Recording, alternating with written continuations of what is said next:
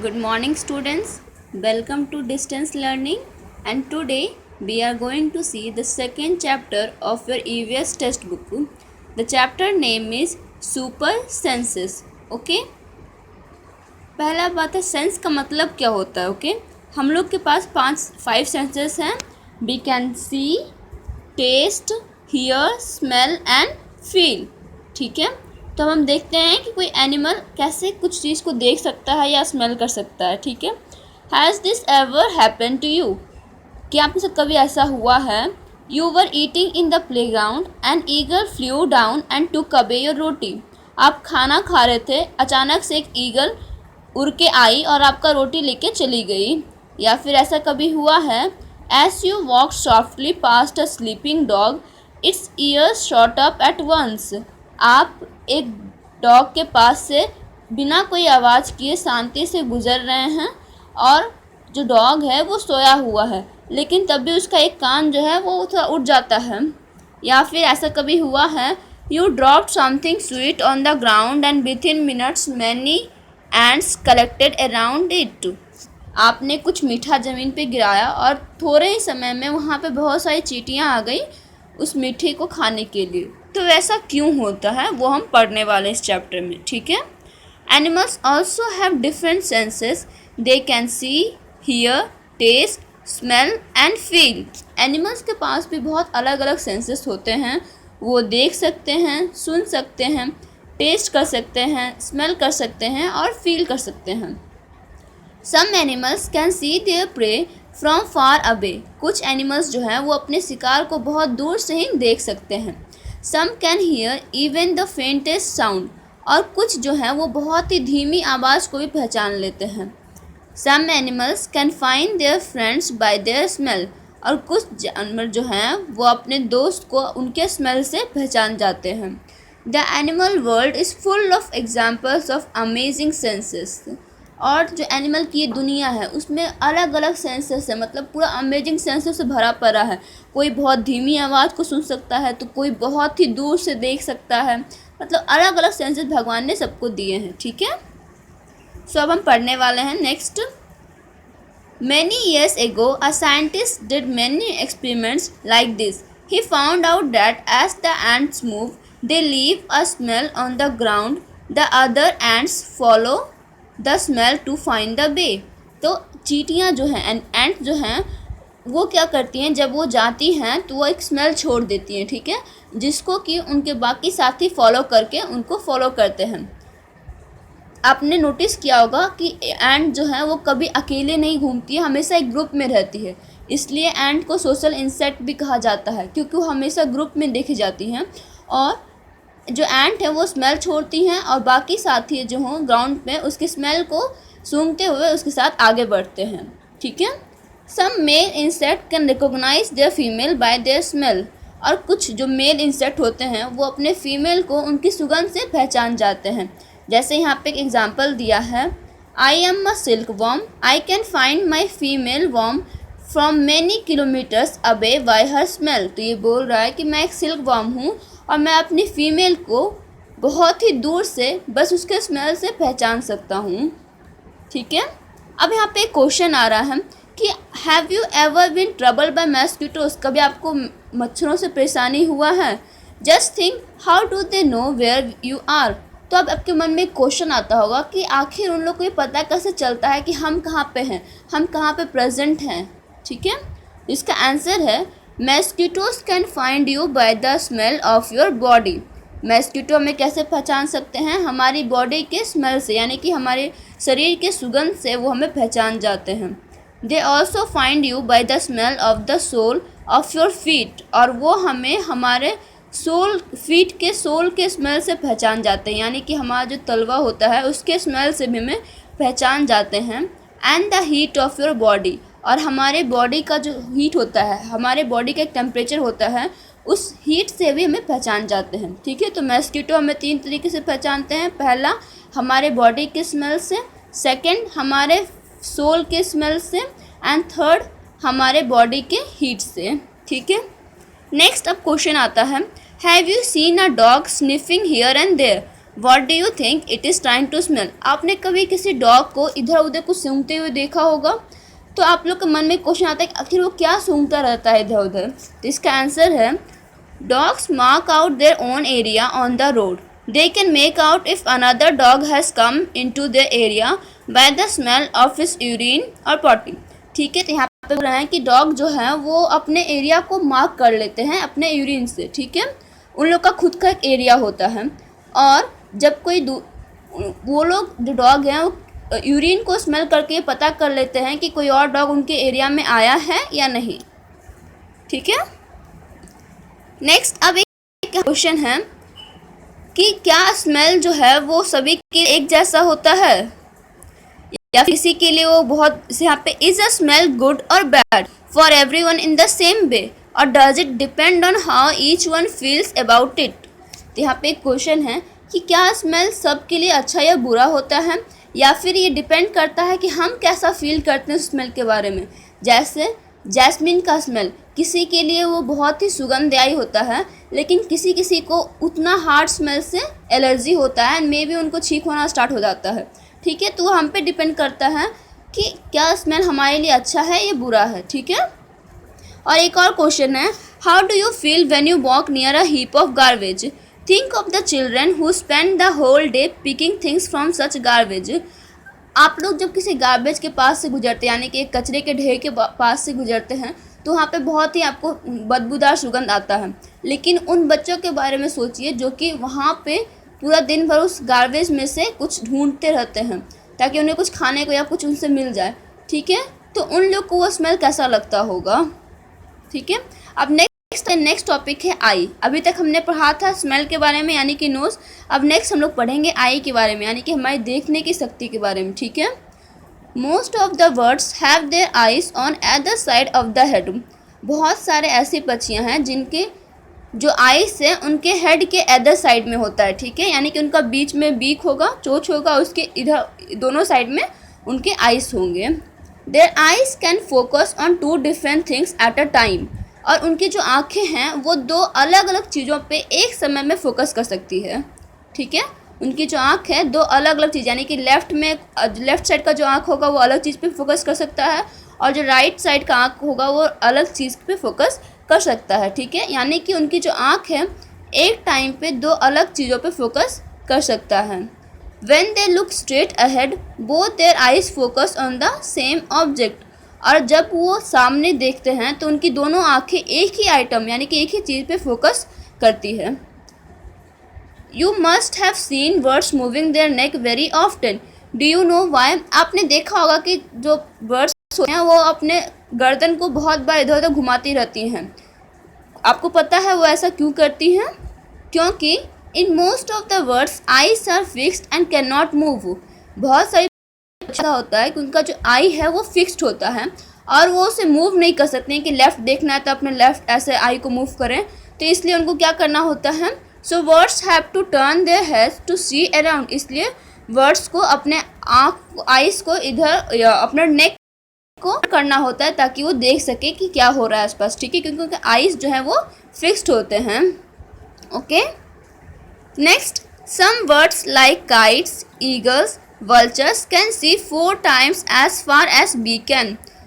कुछ बर्ड्स जो हैं जैसे कि काइट, ईगल, वल्चर, वो हमसे 4 गुना ज़्यादा देख सकते हैं। ठीक है, 4 गुना ज़्यादा। These birds can see things from a distance of 8 meter what we can see from a distance of 2 meter। ये पक्षियाँ की देखने की शक्ति इतना तेज़ होता है कि जो चीज़ हमें 2 किलोमीटर की दूरी पे दिखाई देता है वो उन्हें 8 किलोमीटर की दूरी से ही दिखाई देने लगता है। ठीक है, next, do animal see colours? क्या एनिमल जो है वो देख सकते हैं? Animals can not see as colours as we can.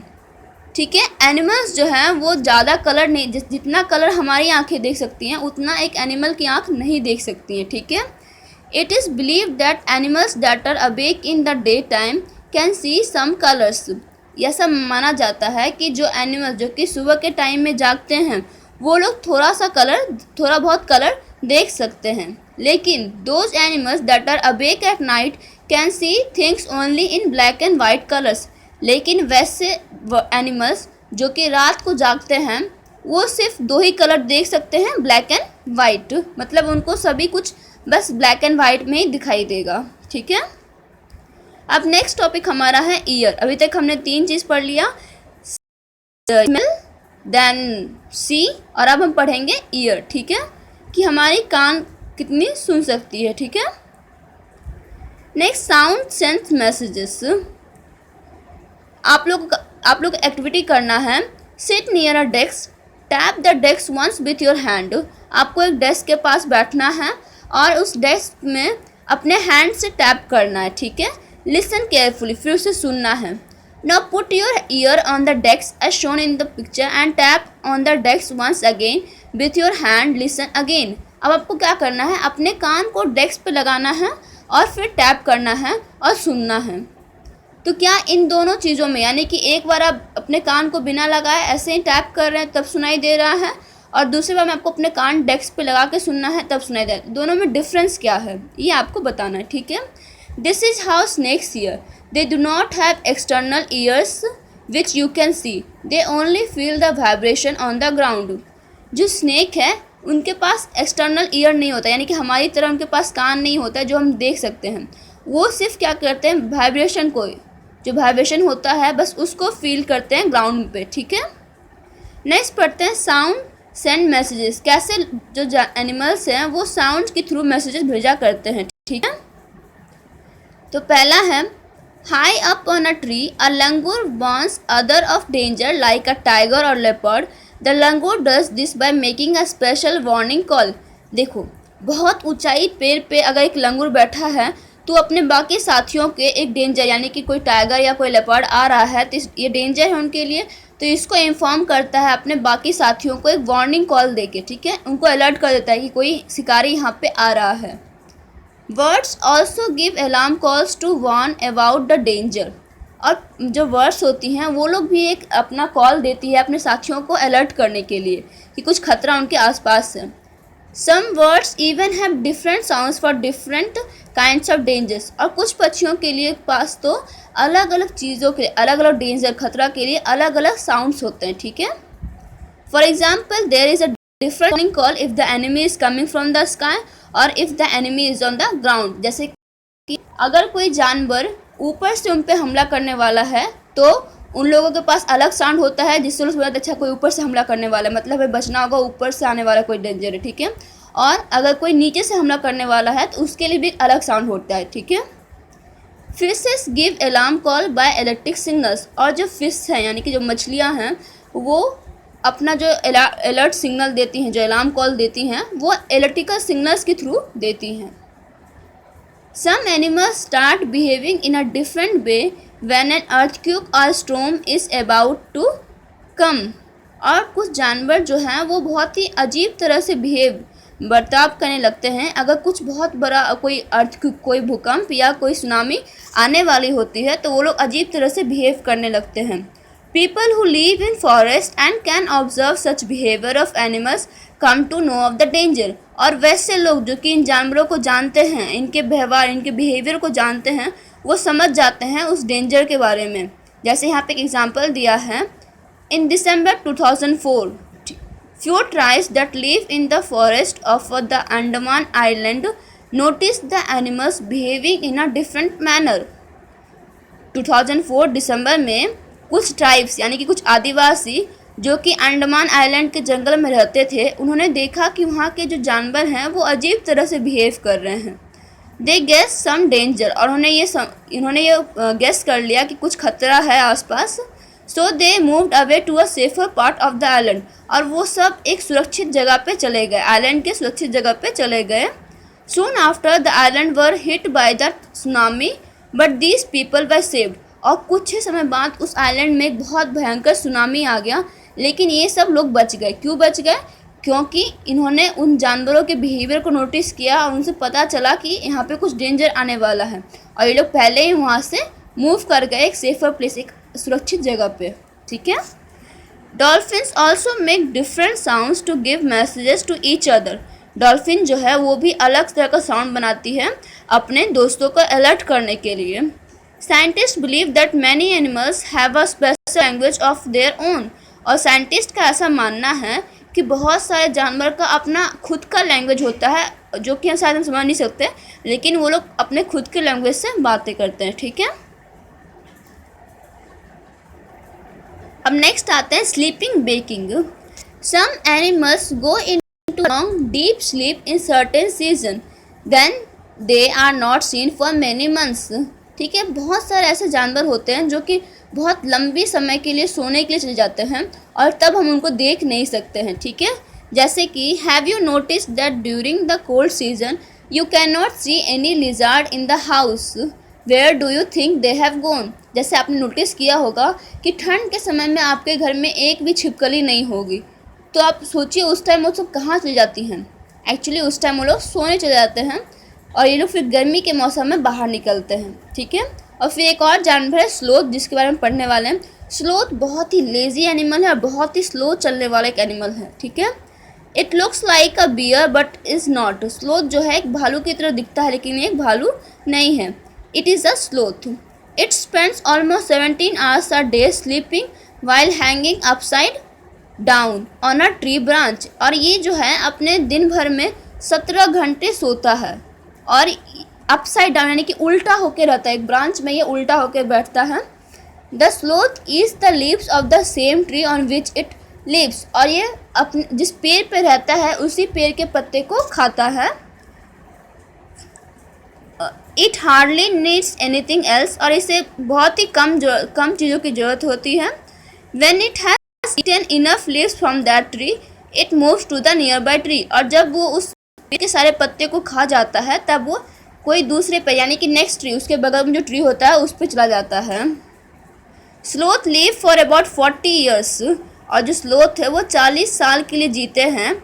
And in that time they moved around only 8 trees. और इस 40 साल में वो सिर्फ 8 पेड़ के आसपास घूमते हैं, मतलब 8 पेड़ पे ही चढ़ते हैं। ठीक है, once a week it comes down from the tree to relieve itself. और सप्ते में एक बार ये नीचे आता है खुद को रिलीव करने के लिए, यानी कि यूरिन या सब करने के लिए। ठीक है,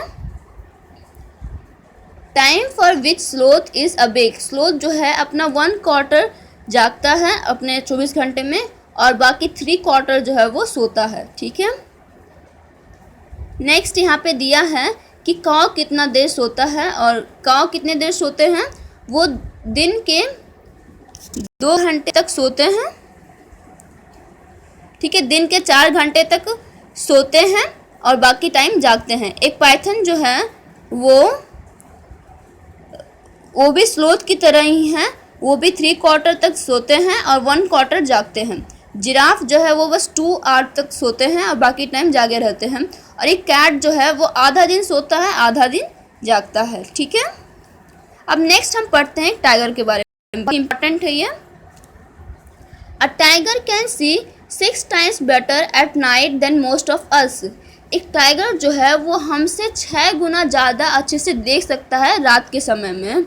ठीक है, the tigers whiskers are very sensitive and can sense the movement of vibration in air.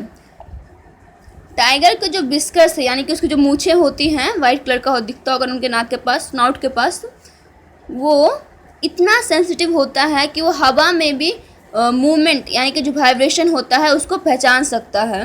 They help the tiger move in the dark and find its prey. और ये विस्कर्स के हेल्प के थ्रू ही रात को अपने प्रे को यानी कि अपने शिकार को ढूंढ सकते हैं। A tiger sense of hearing is so sharp that it can make out the difference between the rustling of leaves and sound of an animal moving on the grass. एक टाइगर का सुनने की शक्ति इतना शार्प यानी कि इतना तेज़ होता है कि वो इस बात में डिफरेंस कर सकता है यानी कि अंतर कर सकता है कि कब पत्ते खड़खड़ा रहे हैं या फिर कब उसमें कोई जानवर घूम रहा है, आसपास उनके जानवर पत्ते में छुप के घूम रहे हैं। इतना शार्प यानी कि उतना सुनने की शक्ति उनकी तेज़ होती है। The years of the tiger can move in different direction.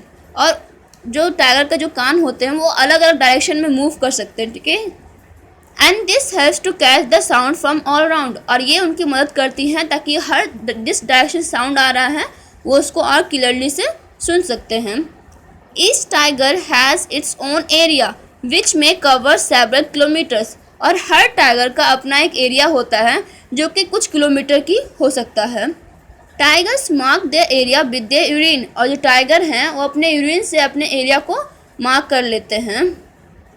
A tiger can at once come to know if there is another tiger in its area by the smell of the urine, और एक tiger पता लगा सकता है कि कोई उसके area में, कोई दूसरा टाइगर उसके एरिया में आया है कि नहीं आया है उनके यूरिन से, ठीक है।